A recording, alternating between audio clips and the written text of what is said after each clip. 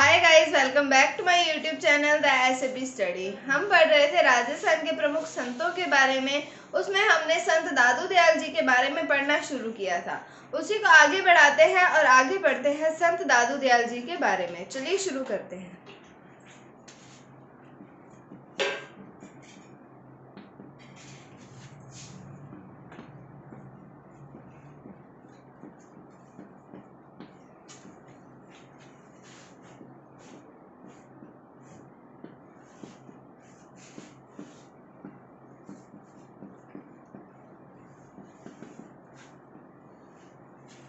तो बात करें आगे हम संत दादू दयाल जी की, उससे पहले हम थोड़ा सा पिछला रिवाइज कर लेते हैं। तब हमने उनके जन्म के बारे में पढ़ा था।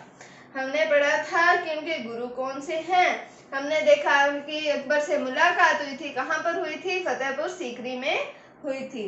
फिर हमने दादू पंथ की मुख्य पीठ पढ़ी थी नरैना में। प्रथम उपदेश सांबर में दिया था, ढूंढाड़ी भाषा में दिया था। दादूपंथी जो है वो आजीवन विवाह नहीं करते हैं। और हमने ये देखा है कि दादूपंथी जो है वो शव को जलाते या फिर दफनाते नहीं हैं, बल्कि पशुओं के खाने के लिए या पक्षियों के खाने के लिए खुले स्थान पर छोड़ देते हैं। और दादू दयाल जी के शव को कहाँ पर छोड़ा गया था? तो वो छोड़ा गया था भैराना की पहाड़ी पर छोड़ा गया था। अब हम आगे बात करते हैं संत दादू दयाल जी के बारे में कि दादू मंदिर को दादू द्वारा कहा जाता है। क्या कहा जाता है? दादू द्वारा कहा जाता है। तो दादू मंदिर को दादू द्वारा कहा जाता है।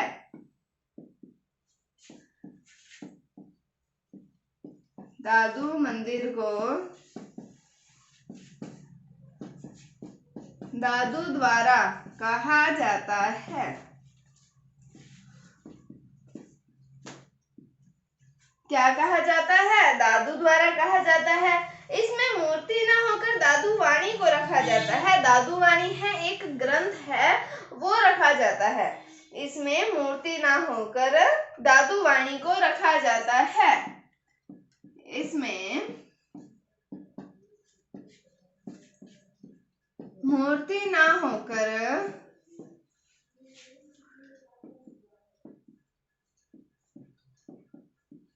दादू जी का ग्रंथ आता है, दादू वाणी, इसको रखा जाता है।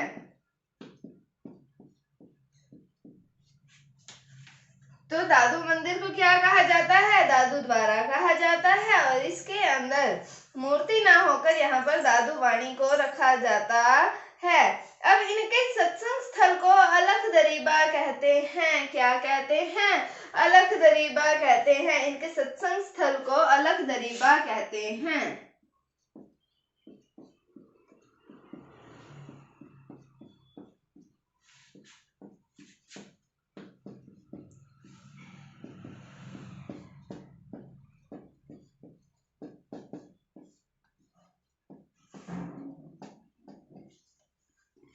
क्या कहते हैं? दादू जी के सत्संग स्थल को अलख दरीबा कहते हैं। तो दादू मंदिर को क्या कहा जाता है? दादू द्वारा कहा जाता है। यहाँ पर मूर्ति ना होकर दादू वाणी को रखा जाता है और इनके सत्संग स्थल को अलख दरीबा कहते हैं। अब हम आगे बात करते हैं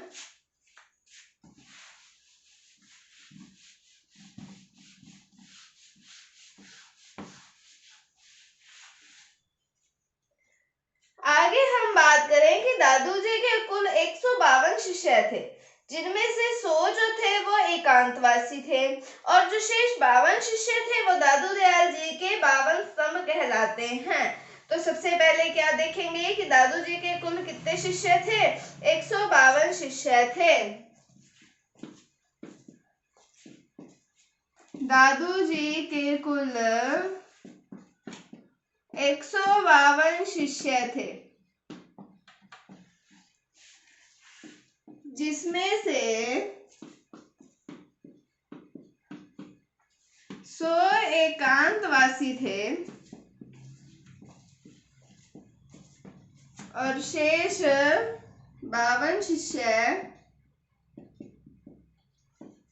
दादू दयाल जी के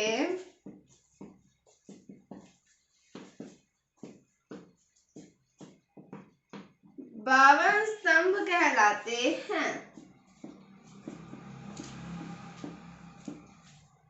कितने शिष्य थे? 152 शिष्य थे। 100 एकांतवासी थे और जो बाकी 52 बचते हैं वो दादू दयाल जी के 52 स्तंभ कहलाते हैं। तो शिष्यों की बात करें तो कुल शिष्य कितने आते हैं? 152 शिष्य आते हैं। अब हम आगे बात करें कि बाद में जो दादू पंथ है वो 5 भागों में विभाजित हुआ था। कितने भागों में विभाजित हुआ था? 5 भागों में विभाजित हुआ था।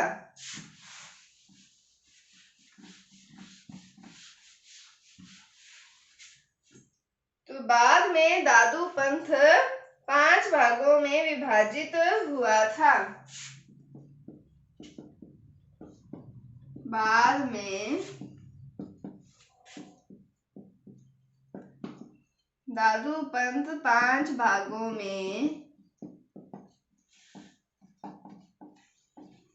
विभाजित हुआ था। अब हमने पढ़ने हैं 5 भागों के नाम।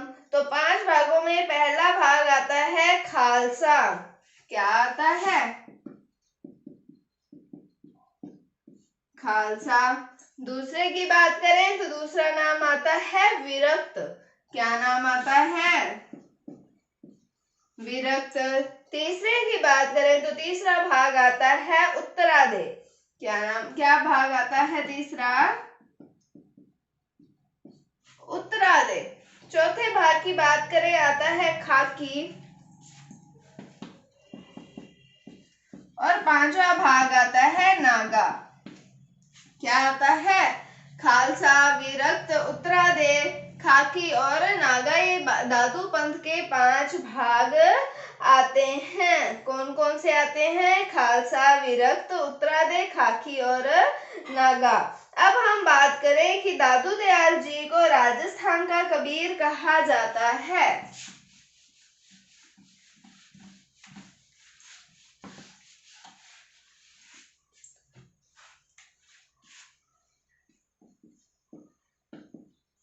दादू दयाल जी को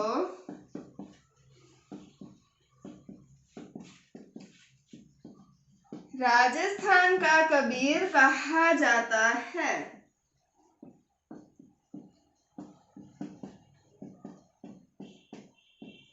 क्या कहा जाता है? राजस्थान का कबीर कहा जाता है। इनके प्रमुख शिष्य जो आते हैं वो आते हैं सुंदरदास जी।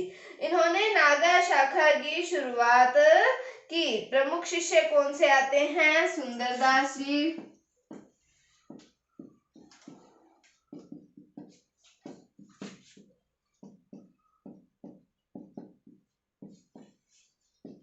और इनके बारे में क्या पढ़ा हमने? इन्होंने नागा शाखा की शुरुआत की।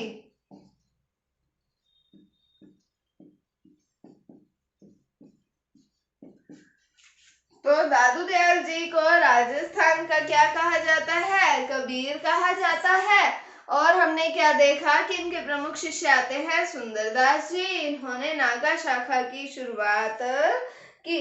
अब इनकी शाखा के साधु जो होते हैं वो हथियार बंद होते हैं।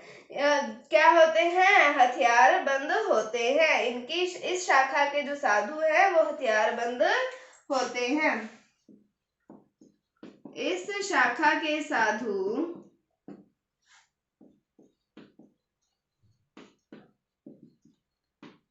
हथियार बंद होते हैं। कौन सी शाखा के? नागा शाखा के जो साधु होते हैं वो हथियार बंद होते हैं। तो आज हमने पढ़ा संत दादू दयाल जी के बारे में। क्या कुछ पढ़ा हमने कि जो इनके सत्संग स्थल है उनको अलख दरीबा कहते हैं, मंदिर को दादू द्वारा कहते हैं और यहाँ पर मूर्ति नहीं होती, दादू वाणी को रखा जाता है। इनके शिष्यों की बात की 152 शिष्य थे, जिनमें से 100 एकांतवासी और 52 शिष्य जो हैं वो दादू दयाल जी के 52 स्तंभ कहलाते हैं।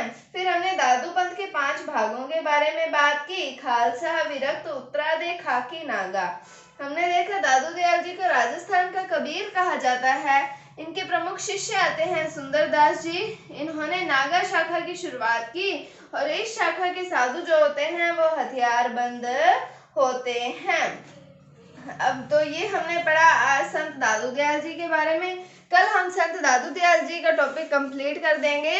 तो उम्मीद है आपको समझ आया होगा। अगर आपको इसमें कोई डाउट है तो आप कमेंट सेक्शन में पूछ सकते हैं।